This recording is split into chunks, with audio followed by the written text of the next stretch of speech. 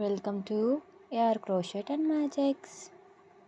Single crochet ఎలా చేయాలో నేర్చుకుందాం ఈరోజు. నార్మల్గా ప్రీవియస్ వీడియోలో చూపించినట్టు స్లిప్ నాట్ వేసేసుకోవాలి ముందు.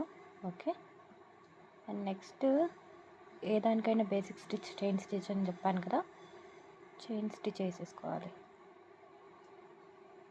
An over and pull, yarn over and pull. Same process. మీకు చైన్ స్టిచ్ గురించి డీటెయిల్స్ కావాలంటే నా ప్రీవియస్ వీడియో చెక్ చేయండి.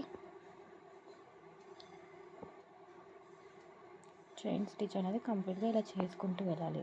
ఇది చాలా బేసిక్ స్టిచ్.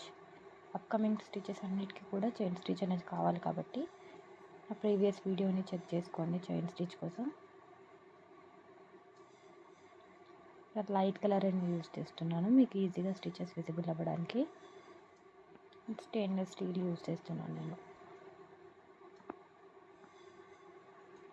చూడండి, చైన్ క్రోషెట్ అనేది ఇలా ఈజీగా అయిపోయింది.